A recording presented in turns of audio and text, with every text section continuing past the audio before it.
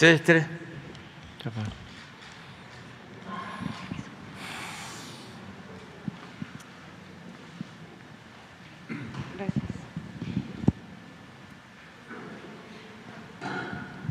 Buenos días, presidente. Buenos días a todos. Erika Ramírez, de la revista Contralínea.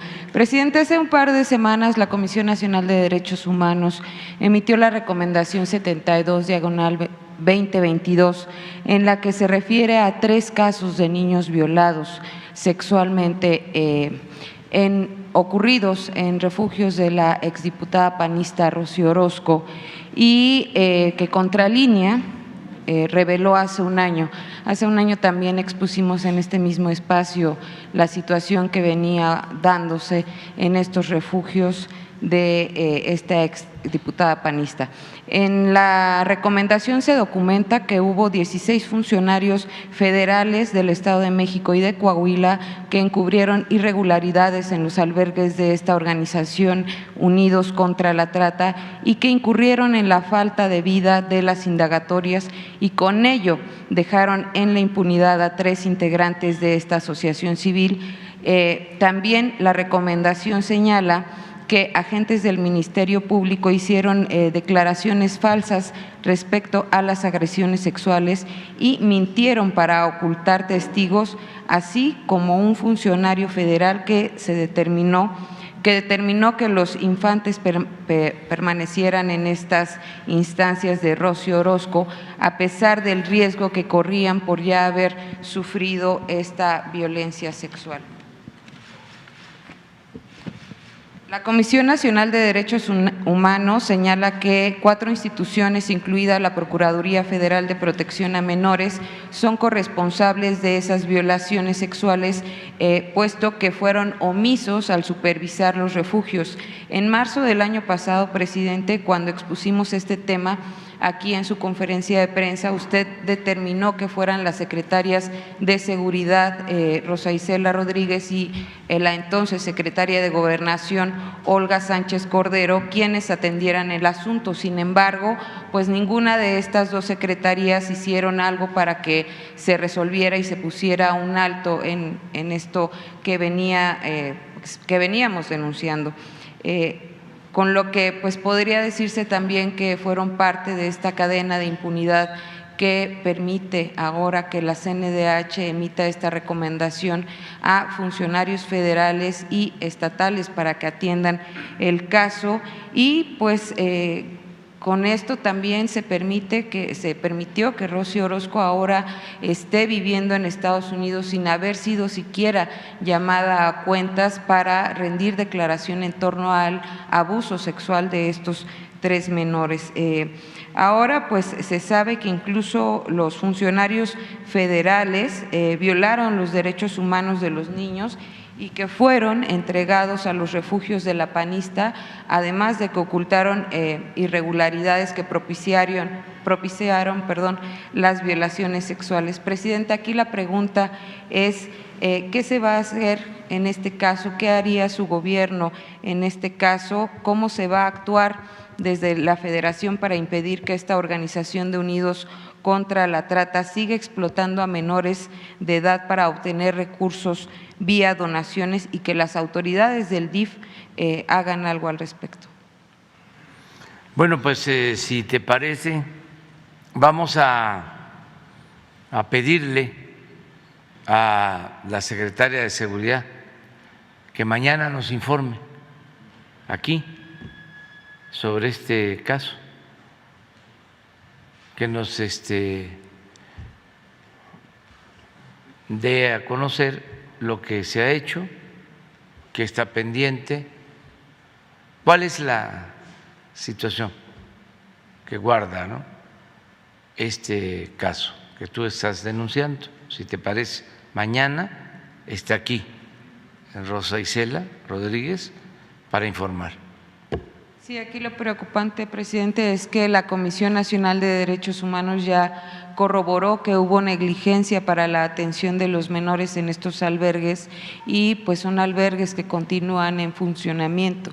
Entonces aquí también entraría el DIF para saber pues si se va a permitir o qué tipo de supervisión se da a este tipo de albergues. Sí, pero Rosa Isela va a dar respuesta y si es necesario se apoya en la directora del DIF, pero ella va a informar. Bien. Si te parece, para que se conozca todo. Gracias, presidente. En una segunda pregunta, pues tenemos documentado que hay una crisis en el Tribunal Federal de Justicia Administrativa.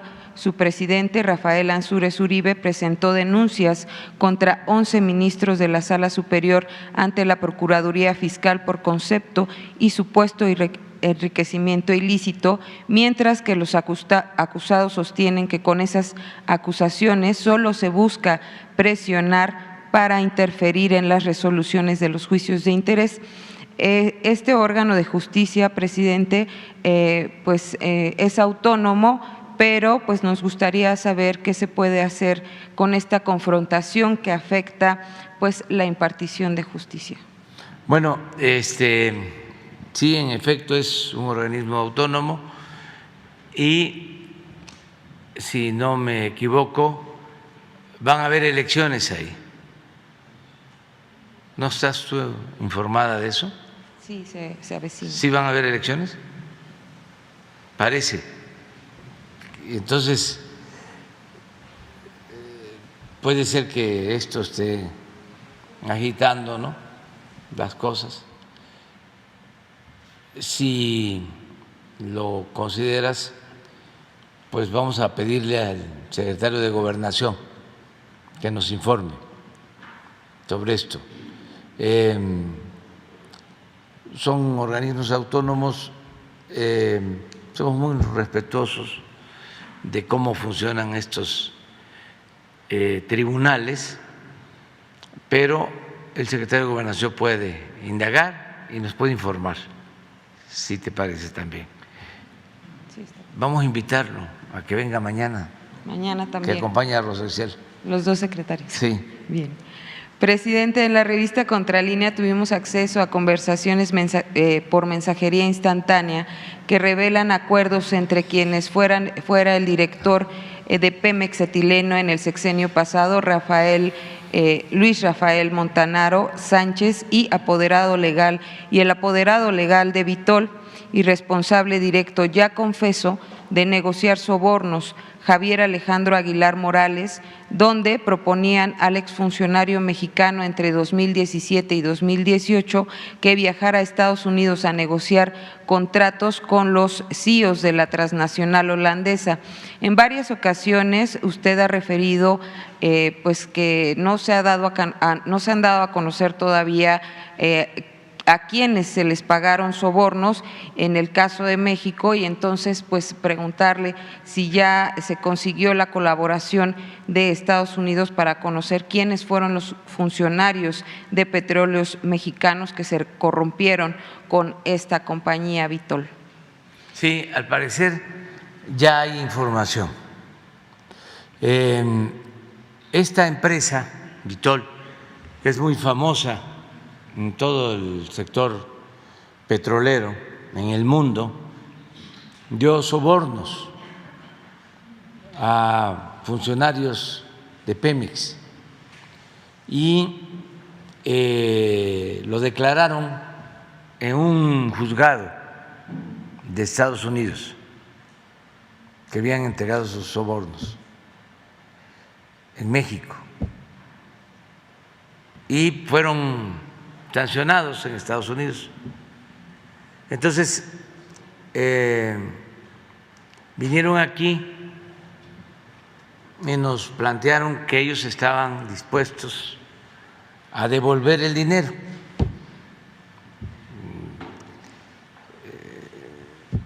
De los sobornos y de las operaciones que se habían llevado a cabo.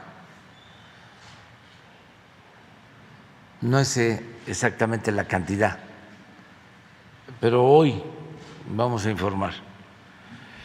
Y la instrucción que di es de que no aceptábamos nada hasta no saber quiénes habían recibido esos sobornos, que en tanto no queríamos tener ningún trato con esta empresa, porque nos estaban dando el dinero, pero iba a quedar la sospecha de quién había recibido el soborno y además íbamos a quedar nosotros como encubridores. Al parecer ya se está conociendo sobre la información de quienes recibieron estos sobornos, o eso es lo que yo he conocido del caso, para tener una idea, ¿sí?, más apegada a la realidad. Vamos a pedirle a Pemex que informe del día de hoy sobre esto. Pero fue un ejemplo de cómo no se trata nada más de devolver el dinero o ya me arreglé en Estados Unidos y un compromiso que tengo en los juzgados de Estados Unidos es no dar a conocer el nombre de las personas, y en México, como antes todo se podía, pues ahí lo arreglas entregando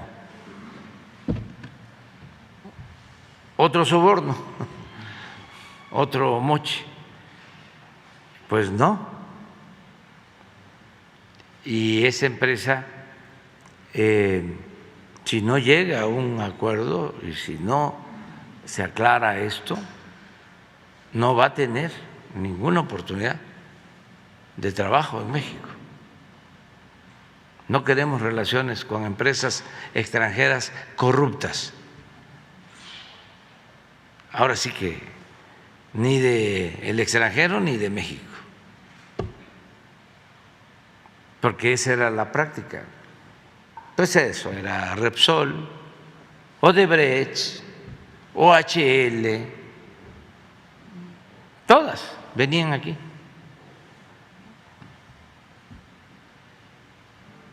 Y podían hacer y deshacer, Repsol, todas.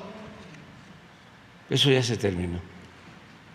Entonces, hoy va a salir una información sobre este caso. Sobre la reparación del daño, supongo, sí, también. Sobre un poco de historia, porque aquí se habló del tema desde hace tiempo. Sí. Y vamos a refrescar la memoria de cómo se dieron los hechos.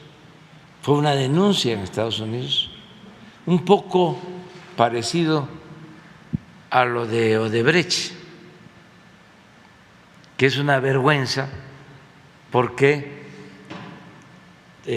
todo comenzó en un juzgado de Estados Unidos y eso fue lo que llevó a hacer una revisión en todos los países de América Latina y pues significó cárcel para presidentes, órdenes de aprehensión para funcionarios del más alto nivel de varios países y hasta México. Nada más que eso pues ocultó por un tiempo, pero ya ahora en el caso del director de Pemex,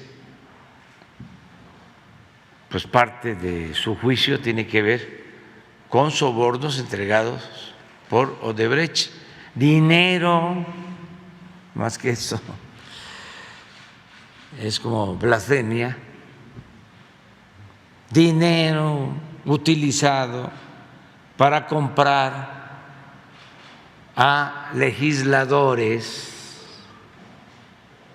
que ahora están en oposición legisladores de los partidos que están en contra nuestra,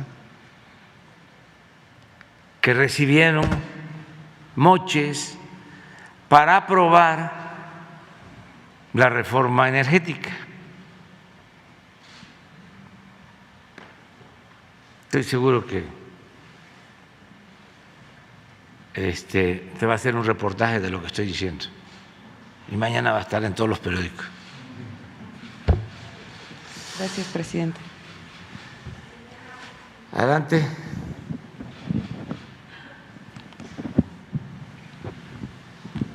Muy buenos días, presidente. Eliane Valadez, de Eli TV Oficial.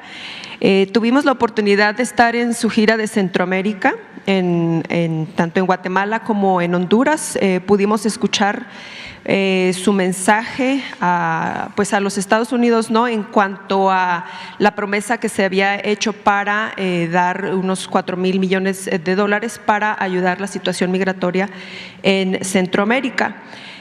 Sabemos que en junio usted va a estar yendo a Los Ángeles para la Cumbre de las Américas.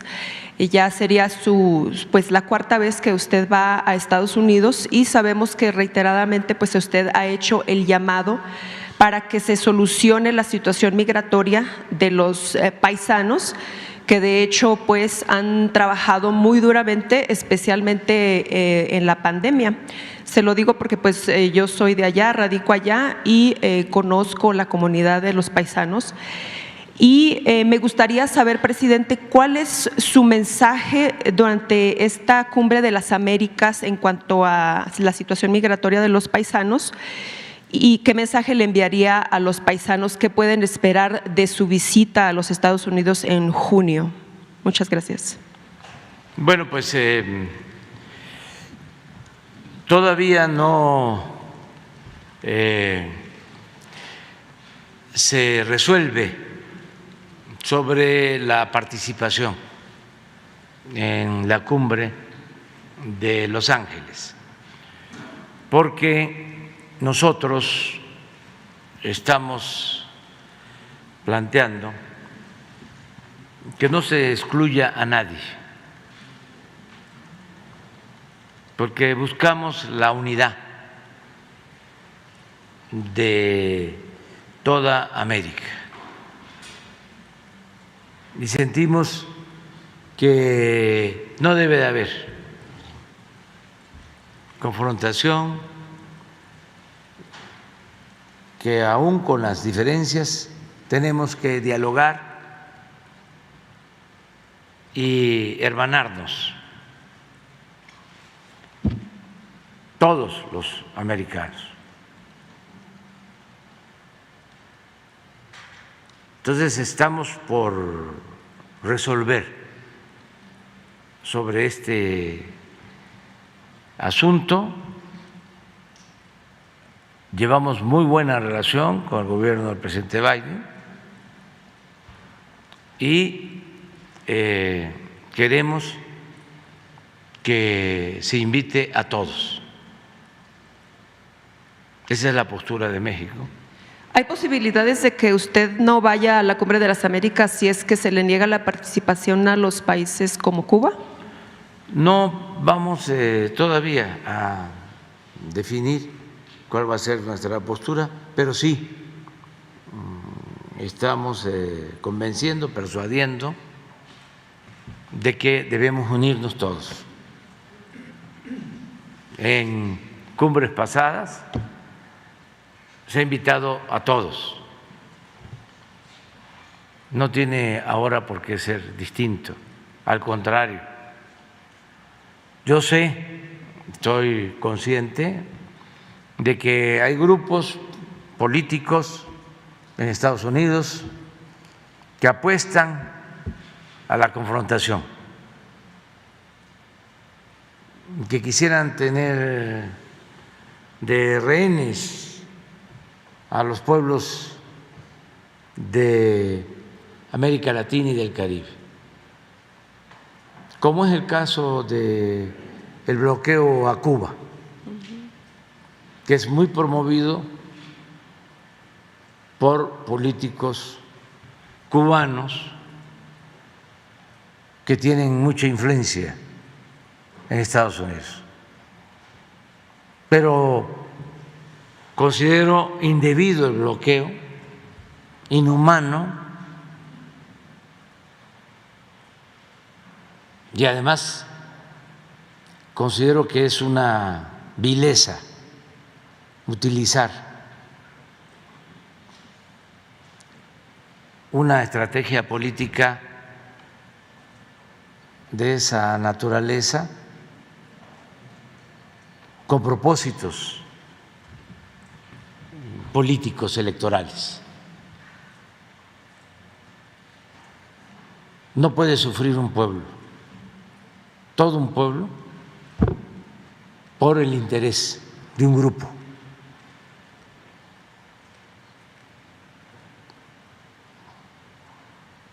Entonces, el gobierno de Estados Unidos tiene que decidir sobre esto, porque es un asunto de derechos humanos y es un asunto que tiene que ver con la soberanía y con la independencia de los pueblos y con la no intervención y con la autodeterminación de cada país. Entonces, nosotros tenemos, repito, muy buena relación con el presidente Biden, lo consideramos un hombre bueno, una persona de buenos sentimientos,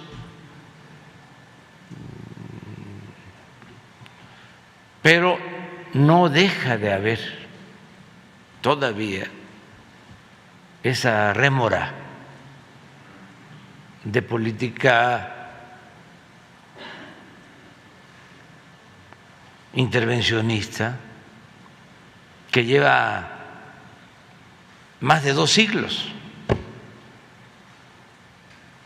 Entonces, como que eso ya se debe de hacer a un lado. Y tenemos que buscar la unidad de todos los pueblos de América Latina y del Caribe. Estamos proponiendo que así como la Comunidad Europea luego se convirtió en Unión Europea, que así en América nos unamos todos. Sería una de las regiones más fuertes. No sería, es la región con más potencial económico, social, cultural del mundo, en recursos naturales, en fuerza de trabajo, en tecnología, desde luego en culturas, en potencial económico, en mercado.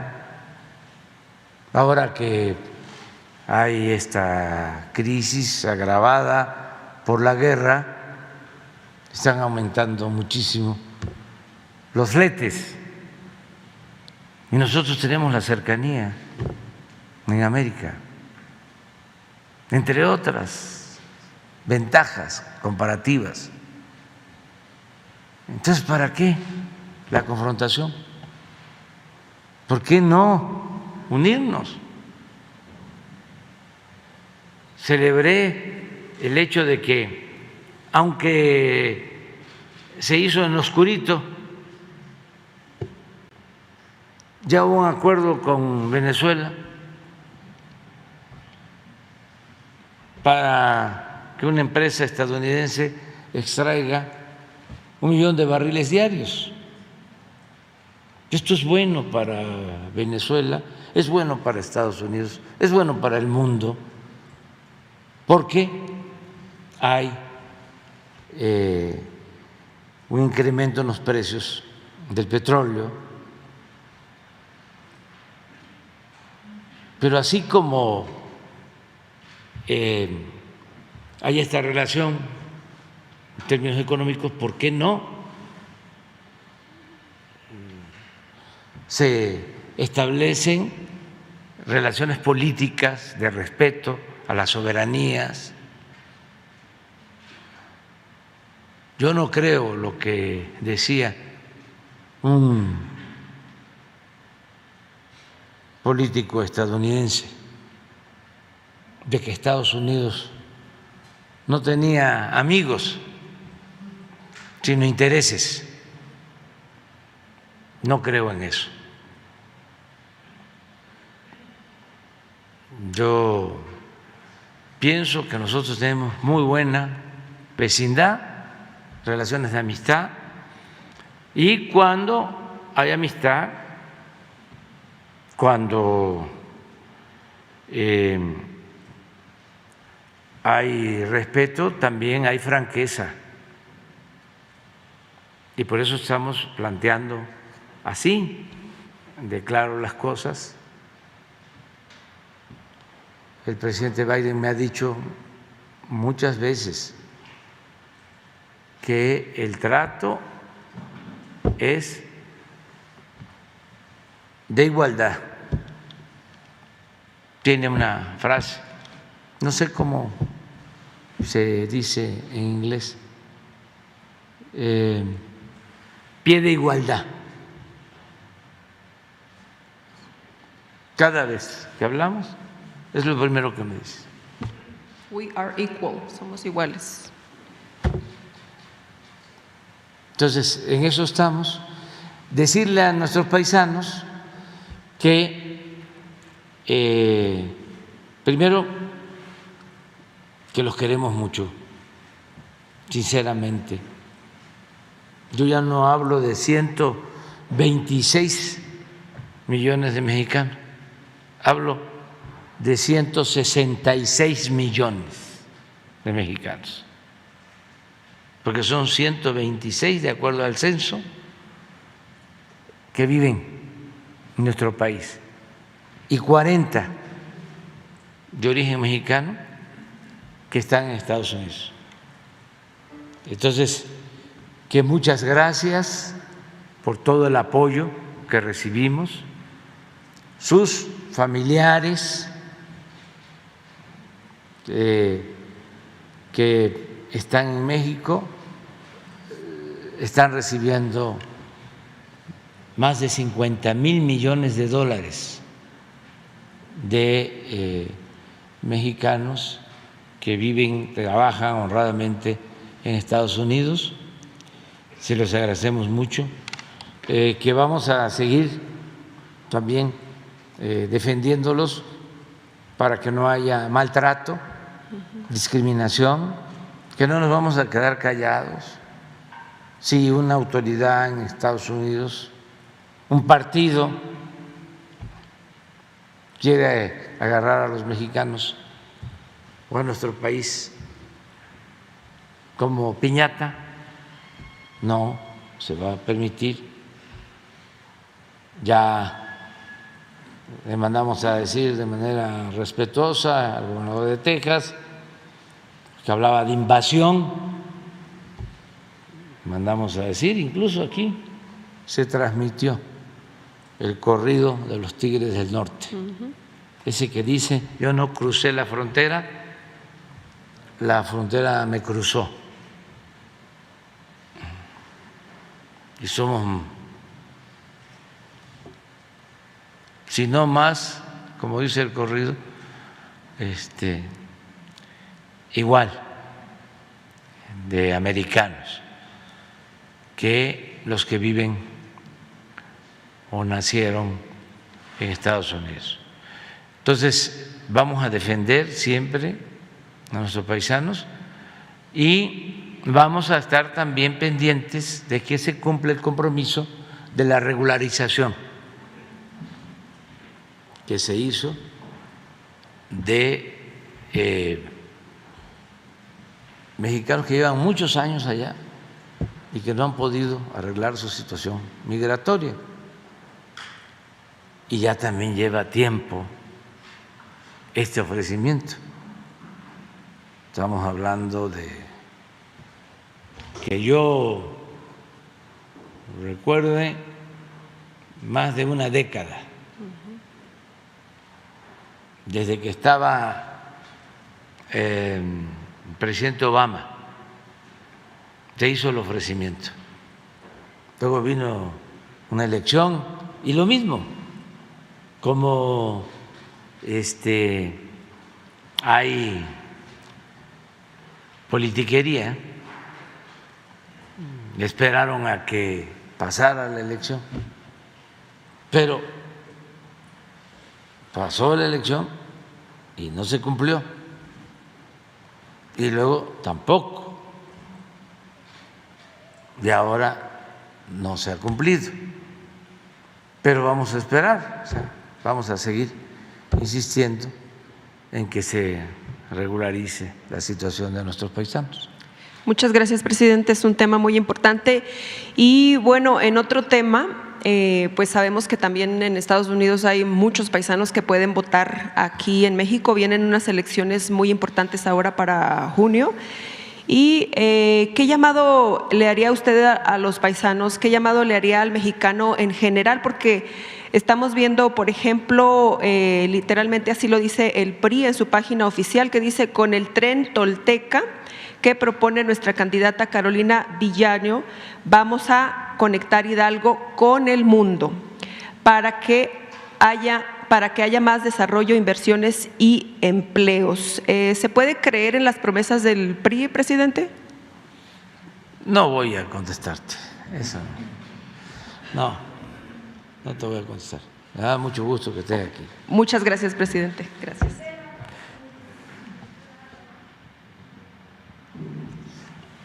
Gracias, presidente. Buenos días.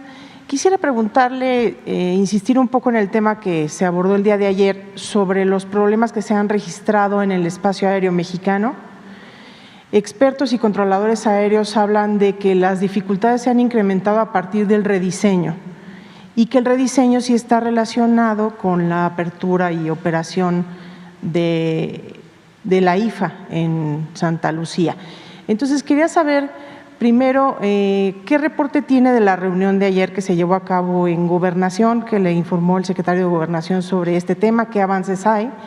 Y segundo, si ustedes tienen considerado tal vez realizar una revisión de este rediseño del espacio aéreo y, por otro lado, las condiciones laborales en las que trabajan los controladores, porque también existen denuncias de abusos, de turnos extendidos, etcétera. Sí, se está viendo todo. No hay ningún problema de rediseño. Eso lo inventaron nuestros adversarios y la prensa conservadora, en especial Reforma, que no tiene que ver contigo, o sea, de manera directa. Tú eres una mujer extraordinaria, una periodista profesional, pero los dueños de ese periódico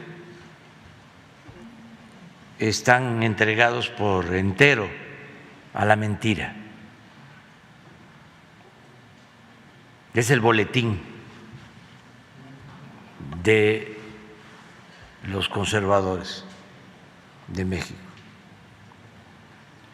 Entonces no hay, así lo sostengo categóricamente, ningún problema de rediseño en el manejo del espacio aéreo. Al contrario, cuando iban a hacer el aeropuerto de Texcoco, esa obra faraónica,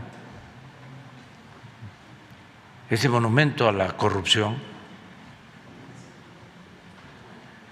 quienes hicieron los estudios de manejo de espacio aéreo actuaron de manera tendenciosa, por decirlo menos, porque les pagaron para que resolvieran que no se podía interactuar en el espacio aéreo, que solamente podía operar el aeropuerto de Texcoco, porque el plan que tenían los promotores de esta obra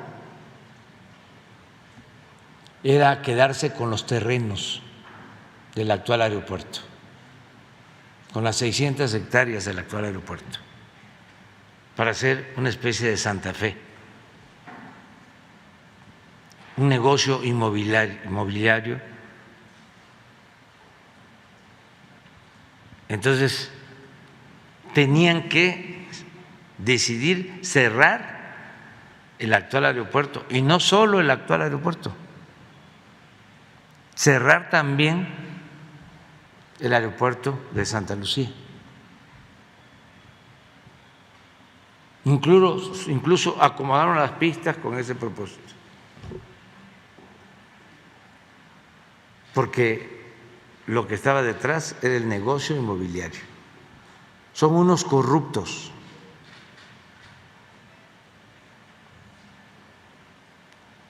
Entonces, una empresa de estas, que no recuerdo su nombre,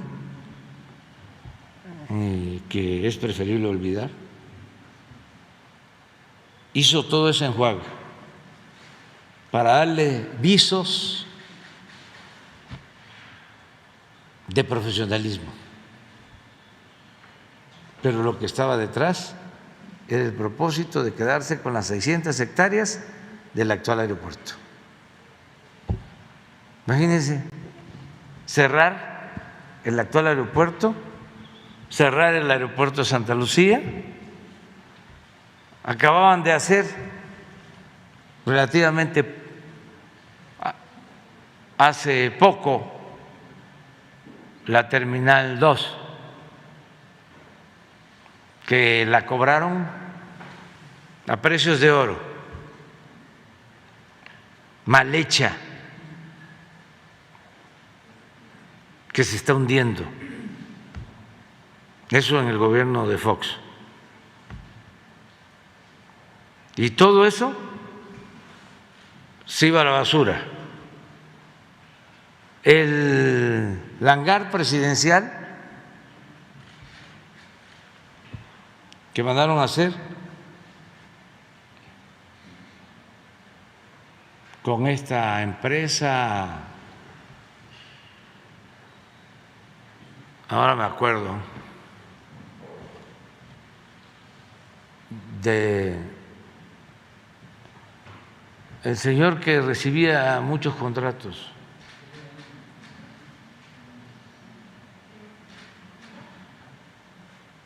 IGA.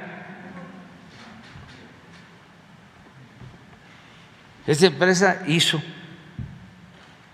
el hangar presidencial para el nuevo avión.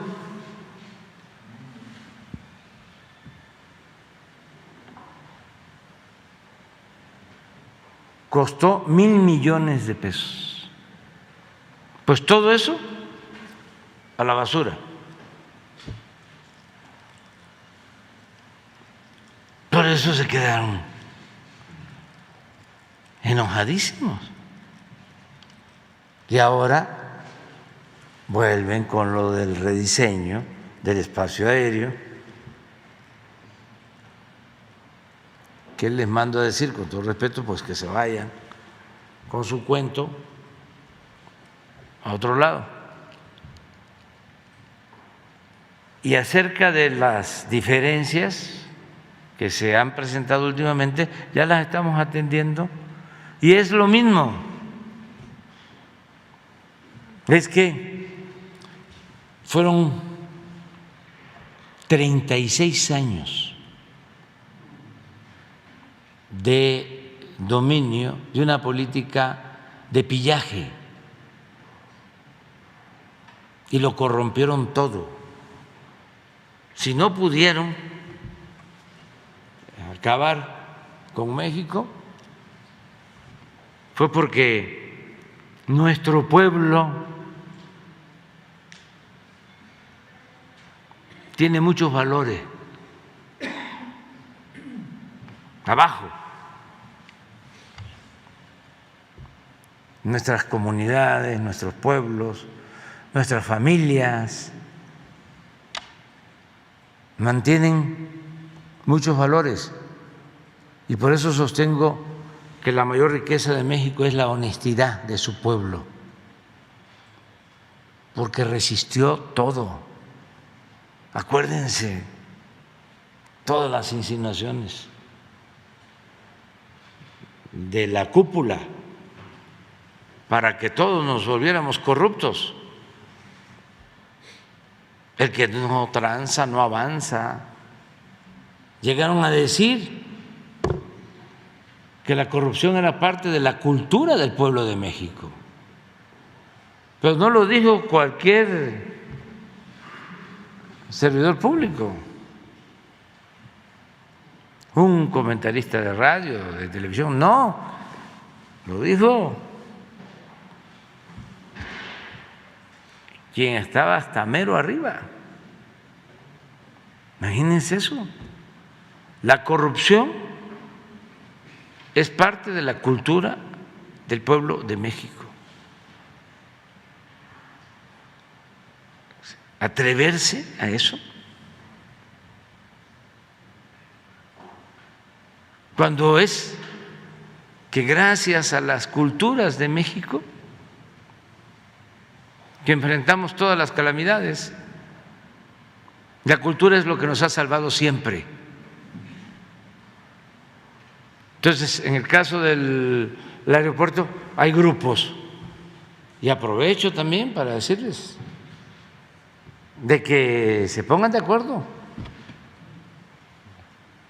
porque no se va a permitir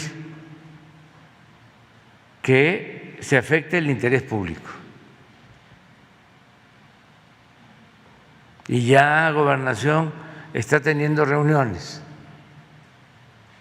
con las empresas de aviación, ya han hecho el compromiso. Les comentaba yo ayer de que para hacer esta tranza de construir el aeropuerto en Texcoco, cerraron el aeropuerto de Toluca, que ya se usaba, para llenar el aeropuerto de la Ciudad de México y justificar la construcción del aeropuerto de Texcoco. Viene la pandemia, baja la afluencia en el aeropuerto de la ciudad, pasa la pandemia, crece la afluencia, ya tenemos el nuevo aeropuerto, pero también jugando a las vencidas, no querían usar el nuevo aeropuerto. Los mismos. Entonces, se satura el aeropuerto actual por lo mismo, y ahora ya se está tomando una decisión voluntaria, y le agradezco a las empresas aéreas, de que pasen viajes al nuevo aeropuerto,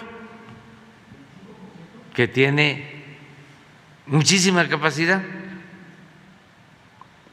Entonces ya Aeroméxico aceptó, y creo que las otras dos líneas también, pero antes de esto ya había en la prensa reaccionaria, conservadora, la información de que íbamos a emitir un decreto que iba a ser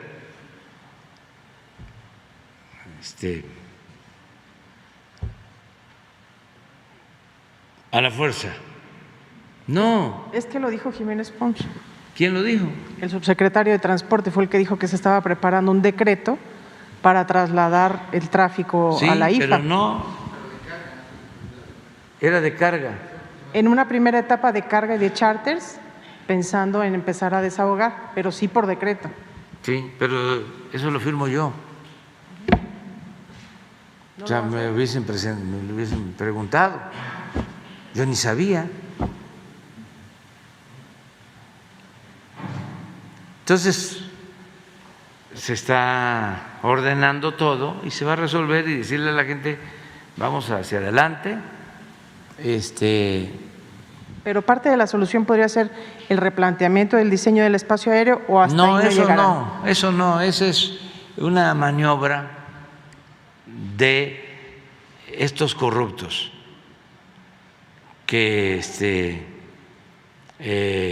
son técnicos muy echados a perder.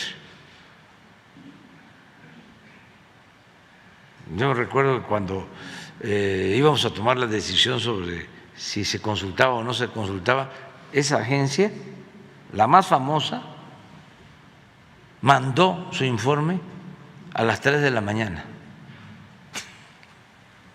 del día que íbamos a tomar la decisión. Y hay constancia de lo que le estoy diciendo. A las 3 de la mañana de un día decisivo.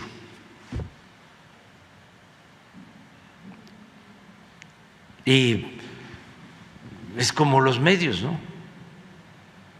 Que ya lo dijo el Washington Post, que ya lo dijo el New York Times, que ya lo dijo El País. Pues, si nos atenemos a eso.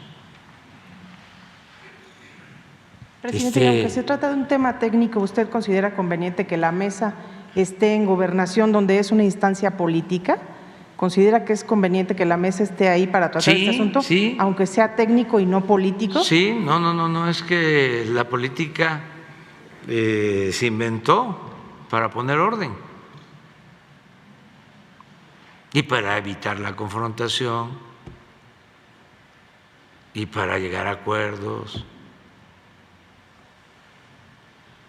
porque además había mucha promiscuidad política durante el periodo neoliberal.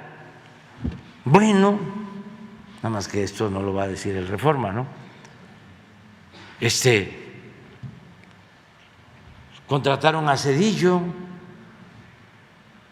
de empresas ferrocarrileras. Zedillo les dio los ferrocarriles y luego se lo llevaron de empleado. Calderón le ayudó a Iberdrola y luego se lo llevaron de empleado. En el caso de las líneas aéreas, muchos funcionarios de comunicaciones trabajaban para las líneas aéreas.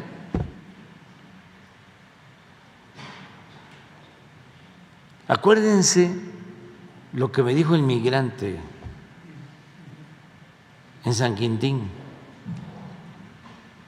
que lo voy a repetir. Me dijo, vamos a ganar, porque fue una visita de campaña, pero así como el presidente Juárez se paró a la iglesia del Estado, porque a Dios lo que es de Dios y al César lo que es del César, así ahora lo que se necesita es separar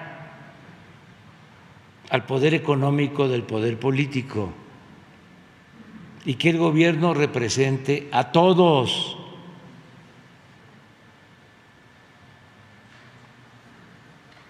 Eso es lo que estamos haciendo. Antes el gobierno no representaba a todos. Era un gobierno oligarca, antidemocrático. El gobierno estaba tomado, estaba al servicio de una minoría. No era un gobierno del pueblo, no le importaba el sufrimiento del pueblo. Todo era arriba. Por eso hasta andan desorientados los analistas, politólogos, intelectuales orgánicos, periodistas, columnistas, comunicadores en general, que estaban al servicio de la élite, porque el pueblo no existía. Entonces ahora insultan, atacan, y ya no tienen ningún efecto, porque el principal protagonista, como debe de ser en una democracia, es el pueblo. Y vale lo mismo la opinión, el sentimiento de un indígena que de un acaudalado banquero o empresario. Es lo mismo. Y si nos vamos al terreno, al campo de la justicia, hay que darle más al que tiene menos. No puede haber trato igual entre desiguales. ¿Y cuál es la función de un gobierno? Buscar la felicidad del pueblo, apoyar al que necesita de nosotros. Pero eso no solo tiene que ver con la misión del gobierno, eso tiene que ver con el humanismo que atraviesa por el centro a todas las religiones, a todas, y también a todo el pensamiento filosófico, laico. ¿Qué pasa? Que el neoliberalismo de veras es una tragedia, porque es sinónimo de egoísmo, de individualismo. No se voltea a ver al que sufre, a nadie más. Y ese es el cambio que se requiere de fondo, reforzar valores culturales, morales, espirituales. Cuando hablo de revolución, no estoy pensando en el concepto clásico de tomar las armas. Yo no estoy a favor de la violencia. Yo hablo de la revolución de las conciencias. Eso es lo más importante. Eso es irreversible. Cuando cambia la mentalidad del pueblo, cambia todo. Y estoy muy contento porque son millones los mexicanos que están actuando de manera consciente, alegre y muy orgullosos, muy orgullosos.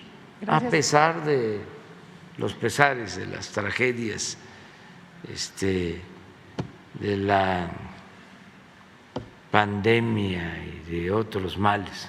Gracias, presidente. En otro tema quisiera solamente una puntualización sobre el asunto de la Cumbre de las Américas. Su gobierno, ¿usted está evaluando la posibilidad de no asistir a Los Ángeles en caso de que Biden mantenga la idea de excluir a algunos países? Lo voy a adelantar. Si se excluye, si no se invita a todos, va a ir una representación del gobierno de México, pero no iría yo. ¿Quién iría en su representación? Me representaría el canciller, Marcelo ¿Y cuál Ebrard. sería el mensaje? ¿Sería un mensaje de protesta?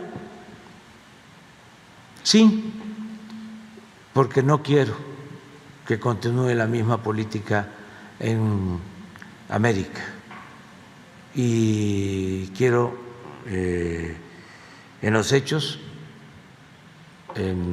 hacer valer la independencia, la soberanía y manifestarme por la fraternidad universal. No estamos para confrontación, estamos para hermanarnos, para unirnos y aunque tengamos diferencias, las podemos resolver, cuando menos escuchándonos, dialogándonos, pero no excluyendo a nadie. Además, nadie tiene el derecho de excluir, que nadie excluya a nadie. A ver, ponme la frase de Washington. Presidente, La usé en el discurso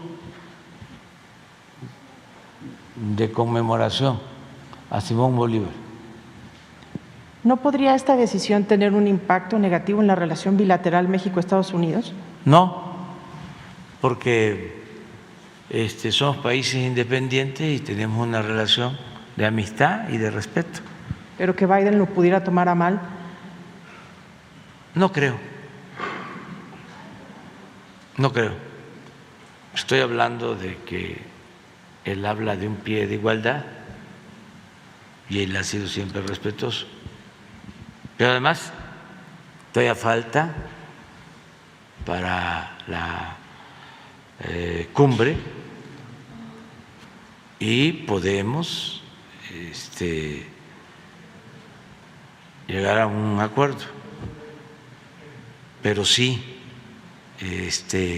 tenemos que unirnos todos, buscar la unidad de América.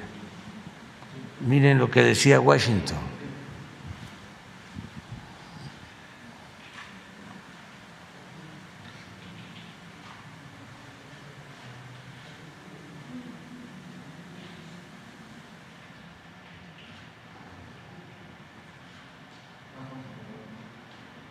¿Está ahí o a ver?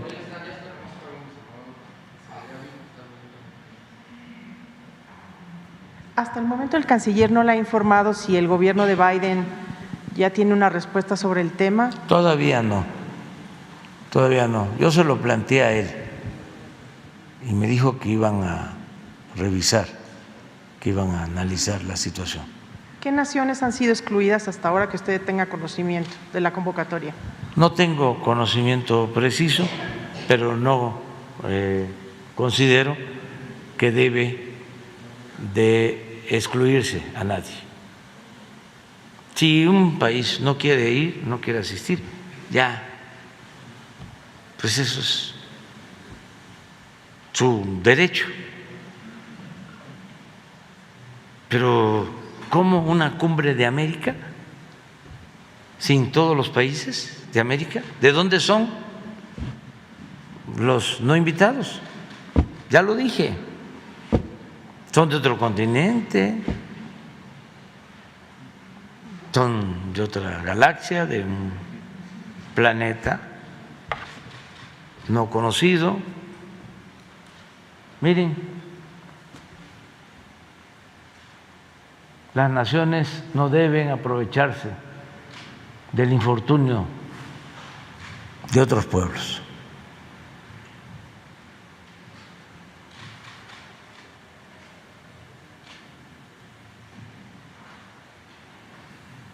Todos juntos.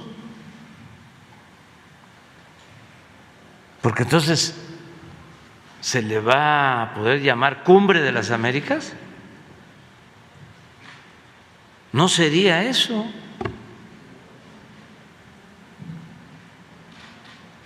Si se excluye. Además, en la pasada se invitó a todos.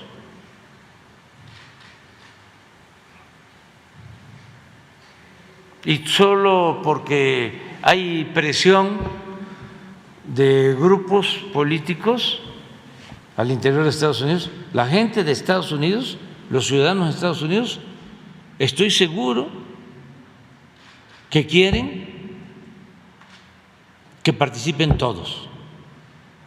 ¿Quiénes son los que no quieren que participen todos? Grupos minoritarios que sacan provecho de esa política facciosa. Pero eso no es el pueblo de Estados Unidos. Eso no es la mayoría del pueblo de Estados Unidos.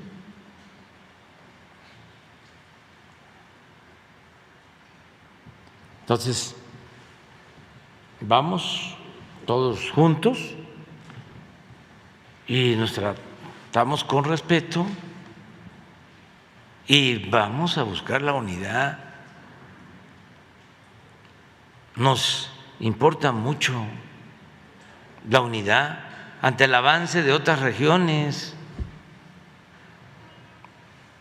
del mundo.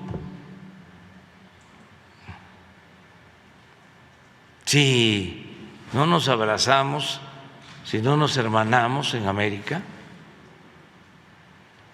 lo que nos espera es la decadencia y el predominio de otras regiones. No quiero comparar, pero hay continentes que están en una situación muy difícil. Nosotros tenemos un gran potencial. Por cuestiones políticas, por cuestiones ideológicas, por mantener la vieja, no antigua, vieja política de hace más de 2 siglos. En estos tiempos vamos a desaprovechar el que podamos fortalecer nuestras economías, beneficiar a nuestros pueblos, sacar de la pobreza a millones de mexicanos y de latinoamericanos y de todo América. No, ya hay que pensar de manera distinta. Y ahí está el ejemplo, el mal ejemplo de la guerra de Rusia con Ucrania, que se pudo evitar. ¿Cuánto daño está causando a todo el mundo? ¿Dónde quedó la diplomacia? ¿Dónde quedó la política? No se creó la política para evitar la guerra. ¿Por qué la prepotencia? ¿Por qué la cerrazón? ¿Por qué no el diálogo? Entonces ese es nuestro planteamiento. Entonces en su momento vamos a hablar. Bueno, ahora sí ya. Una última, presidente, solamente sobre el asesinato que se registró ayer en Veracruz de 2 periodistas. Sí. ¿Qué reporte tiene del Gabinete de Seguridad? ¿Qué detalles tiene sobre los hechos ocurridos ayer en Veracruz? ¿Y qué ajustes podría hacerse a la estrategia para frenar este delito que se sigue cometiendo? Estamos ya en la investigación. Pronto vamos a tener ya un informe. Es desde luego lamentable y nuestro abrazo, como siempre, fraterno a los familiares de las víctimas, y hay ya un personal atendiendo de manera especial este crimen ahí en Cozoleacaque, Cozolia, sí, pero así se le llama allá, Cozolia. Ahí me he quedado a dormir como 2 veces. Ahí pasé cuando el éxodo por la democracia. hace más de 20 años. Es una gente muy buena. Pero ahí, desgraciadamente, en los últimos tiempos ya han habido otros asesinatos, 2 feminicidios de quien fue expresidenta municipal y de su hija. Y ahora esto. Se está haciendo la investigación a fondo. Se está haciendo la investigación. Entonces sí estamos en eso. ¿Cómo se puede frenar este fenómeno, presidente? Porque Pues estamos trabajando todos los días.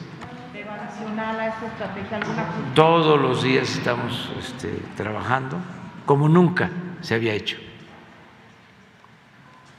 para proteger a las mujeres y para proteger a todos los ciudadanos. Es que había mucha descomposición social y sigue habiendo. Fueron 36 años de ignominia. El porfiriato tardó 34 años. Esta política nefasta llamada neoliberal, que nosotros conocemos como neoporfirista, se mantuvo durante 36 años. Y no había gobierno. El gobierno estaba tomado por las bandas, ya sea por las bandas de cuello blanco o por la delincuencia organizada. Así de grave era la situación. Eso fue lo que nos dejaron. Y por eso estamos llevando a cabo todo un proceso de transformación y por eso también la reacción conservadora de los culpables de la tragedia de México, los que originaron la crisis de México. Esos todavía, de manera cínica, cretina, hipócrita, son los que se oponen a los cambios, a la transformación, para lograr alcanzar una sociedad mejor, porque son muy egoístas. Además, tienen una enfermedad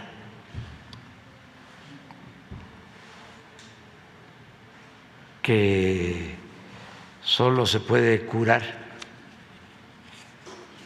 y eso no en definitiva,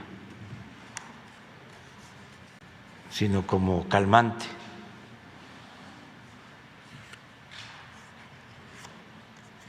Que se llama dinero. Es como cuando llegaron los españoles, que decían: es que nosotros tenemos una enfermedad que solo se puede curar con oro.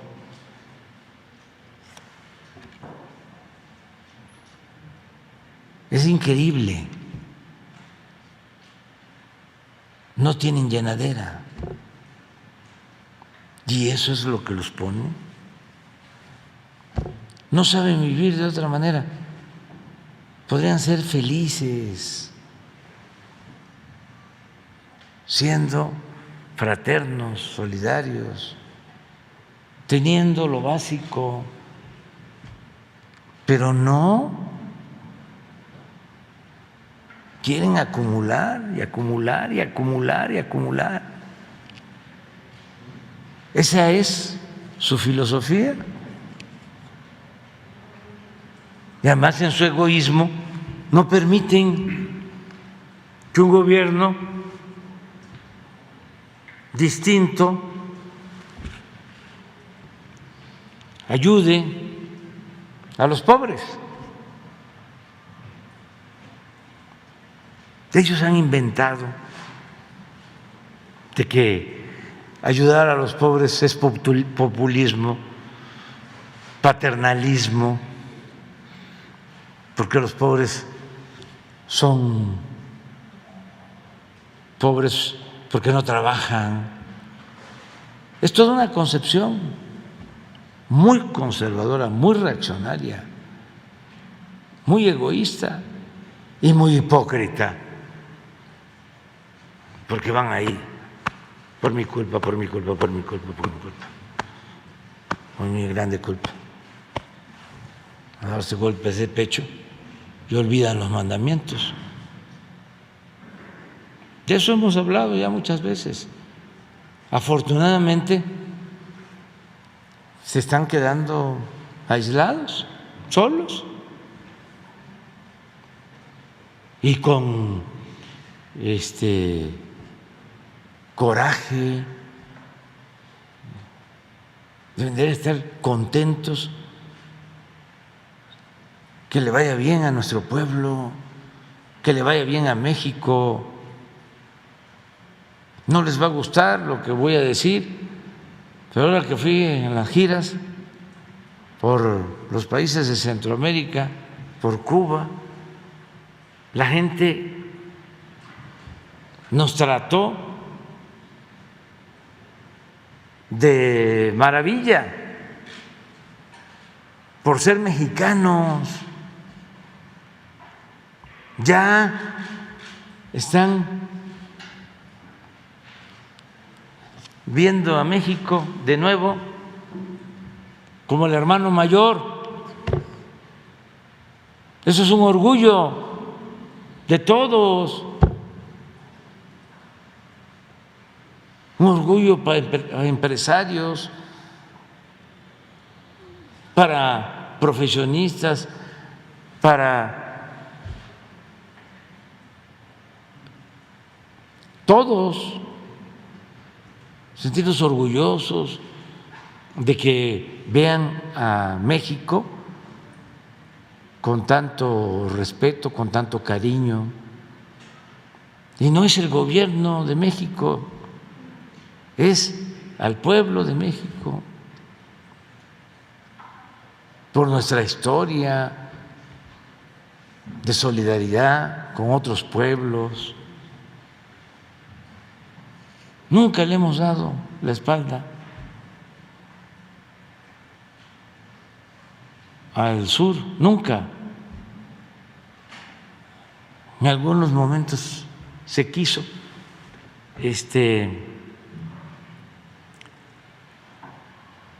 separar a México de América Latina y sentirnos de América del Norte. Fíjense, me comentaban ahora que fui a Cuba que el comandante Castro, cuando ese vergonzoso incidente del come si te vas, algún día lo vamos a contar aquí porque los jóvenes a lo mejor ya no lo recuerdan.